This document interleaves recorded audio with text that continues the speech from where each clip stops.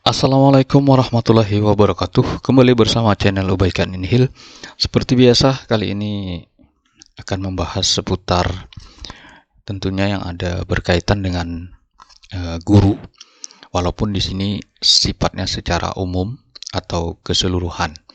Nah, ini ada undang-undang yang baru saja disahkan beberapa minggu yang lalu, walaupun tidak begitu heboh barangkali karena memang sangat penuh dengan nuansa politik, bahkan di penghujung habisnya pemerintahan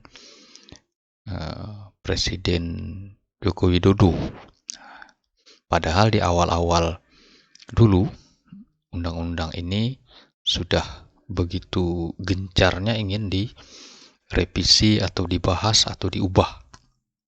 Nah, barulah beberapa minggu yang lalu sudah disahkan atau juga direvisi dengan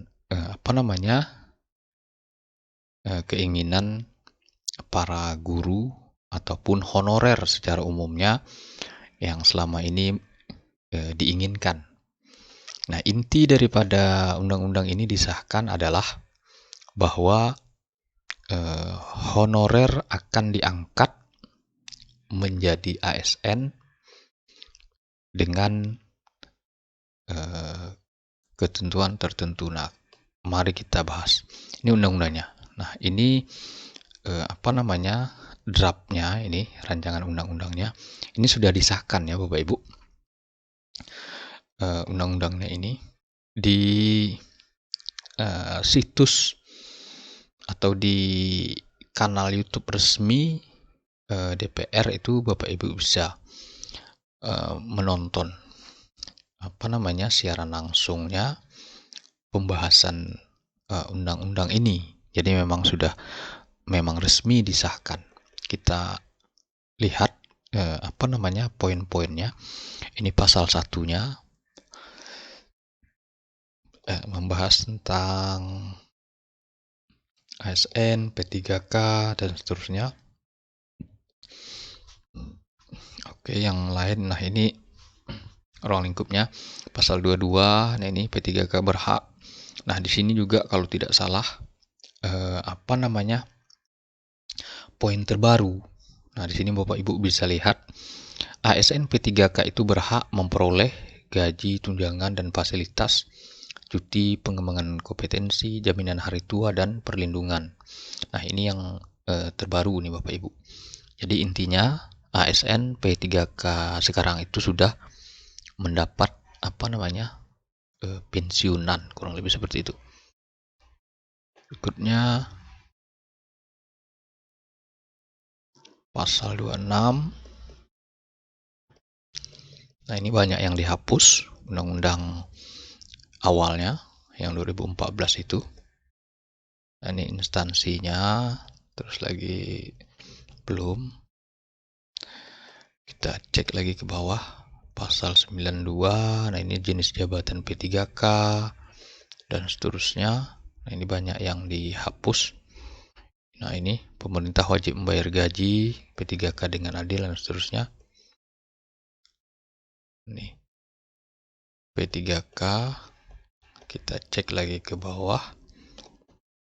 Nah, ini dia pasal 105A, P3K berhenti bekerja atas jaminan hari tua sesuai dengan ketentuan, jadi mendapat pensiunan lah kurang lebih. Nah, ini dia. Pemerintah wajib memberikan perlindungan berupa jaminan kesehatan, kecelakaan, kematian dan bantuan hukum. Pasal 110, 111. Kita cek lagi ke bawah. Pasal 120 tentang jabatan tinggi.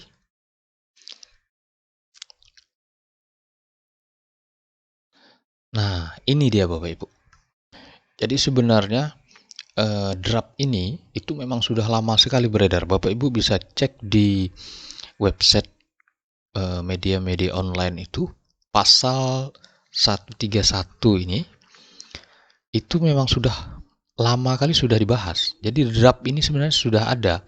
Hanya saja, kembali saya katakan, nuansa politiknya itu sangat kuat sekali.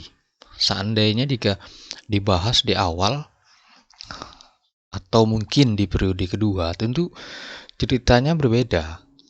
Dalam arti kata lain, pandangan-pandangan negatif mungkin tidak begitu besar. Nah, kalau sekarang kan tentu berbeda. Pandangan-pandangan negatifnya lebih besar karena undang-undang ini disahkan di akhir jabatan presiden maupun juga DPR RI.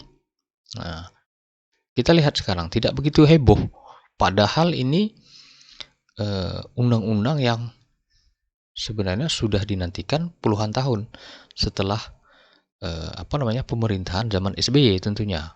Nah, ini pasal 31A, Bapak Ibu bisa lihat, tenaga honorer, pegawai tidak tetap, pegawai tetap non-PNS, dan tenaga kontrak yang bekerja terus-menerus dan diangkat berdasarkan surat keputusan yang dikeluarkan sampai dengan tanggal 15 Januari 2014 wajib diangkat menjadi PNS secara langsung dengan memperhatikan batasan usia pensiun sebagaimana dimaksud pasal 90.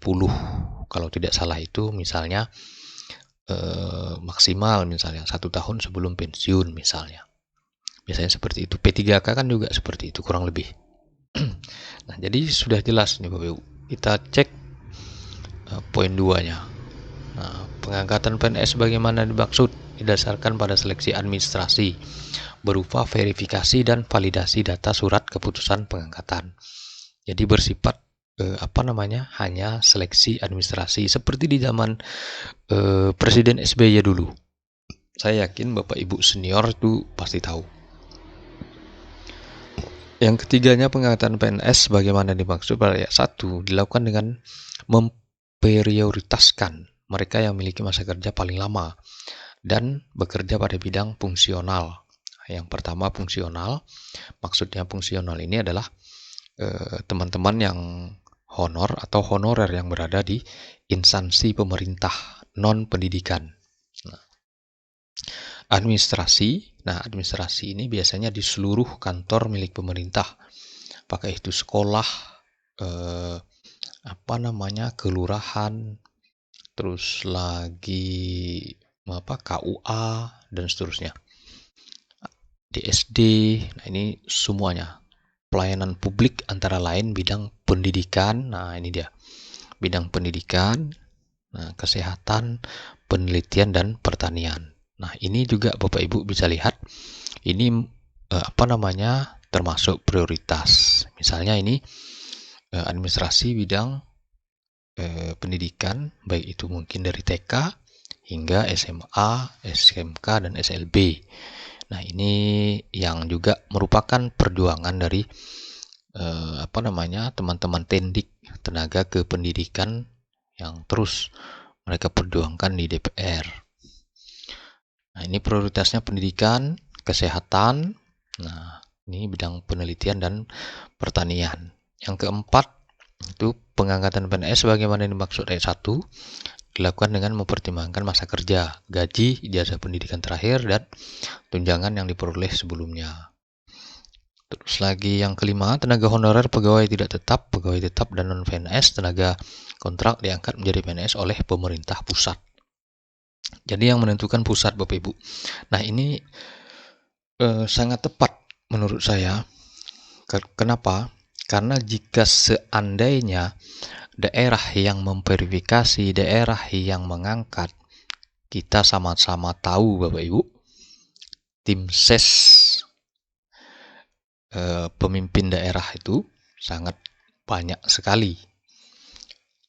Nah, jadi orang yang seharusnya misalnya berhak bisa-bisa saja tersingkir karena dimasukkan oleh tim ses tadi. Ya, kan itu sesuai dengan apa yang diucapkan oleh Mendagri Pak Tito Karnavian. Jadi honorer itu banyak karena kepala daerah itu mengangkat dari tim ses mereka. Itu tidak bisa dipungkiri, sudah menjadi rahasia umum. Yang terakhir dari pasal 131A ini, dalam hal tenaga honorer, pegawai tidak tetap, pegawai tetap non-PNS, dan tenaga kontrak tidak bersedia diangkat menjadi PNS, bagaimana dimaksud ayat 1 harus membuat surat pernyataan. Nah, bayangkan. Jadi ini menurut saya sudah cukup jelas di pasal 31A. Nah, untuk pengangkatan semua jenis honorer tentunya dengan ketentuan atau prioritas untuk menjadi PNS. Karena di sini hanya kategorinya PNS saja Bapak Ibu. Tidak ada P3K. Nah, saya tidak tahu nanti realisasinya. Kita lihat di akhir undang-undang ini, kita lihat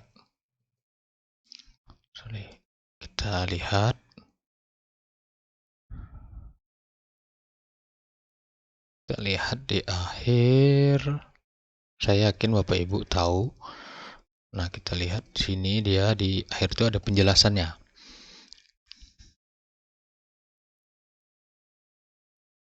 Di sini ada penjelasannya. Nah, ini pasal 2 yang terakhir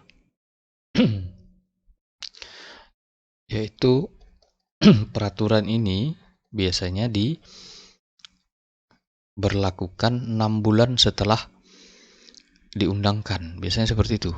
Nah, saya sudah bacain mana pasalnya itu. 6 bulan mana nih? Undang-undang ini berlaku pada tanggal diundangkan. Nah, ini penempatan lembaga. Jadi mana ya? Nah, ini dia nih. Paling lama apa nih? Tidak tetap. Sudah biasa, kalau tidak salah saya undang-undang ini nah ini dia peraturan pasal 134. Peraturan pelaksanaan dari undang-undang ini harus ditetapkan paling lama 6 bulan terhitung sejak undang-undang ini diundangkan. Nah, ini dia. Jadi ada pasal khusus Bapak Ibu. Jadi bahwa undang-undang ini dikunci dia. Bahwa peraturan undang-undang ini itu ditetapkan paling lama 6 bulan. Jadi kalau bulan ini kemarin pengesahannya September, kita lihat kalau tidak salah saya September, nah berarti kan Oktober, November, Desember, Januari, Februari, Maret. Nah, di April itu sudah boleh melakukan verifikasi. Tentu ada satu lagi yang ditunggu, yaitu PP atau peraturan pemerintah yang disebut dengan aturan turunannya. Nah, dari undang-undang ini. Nah, nanti kita tunggu. Sekarang kalau tidak salah saya belum ada beredar. Mungkin itu saja Bapak Ibu serta kawan-kawan, semoga bermanfaat. Ini sebenarnya merupakan kabar yang sangat menggembirakan dan cukup kabar gembira atau kabar bahagia. Nah, itu tadi kembali karena nuansa politiknya sangat kuat. Jadi tidak begitu heboh, tidak viral. Nah, karena kita sama-sama tahu nuansa politiknya sangat kuat. Bahkan padahal draft ini sudah sangat lama. Silahkan Bapak Ibu cek di media-media online. Karena saya cukup mengikuti juga. Oke, mungkin itu saja Bapak Ibu serta kawan-kawan. Jangan lupa subscribe, like, and share. Berikan komentar jika barangkali ada yang ingin ditanyakan. Demikian saya akhiri. Wassalamualaikum warahmatullahi wabarakatuh.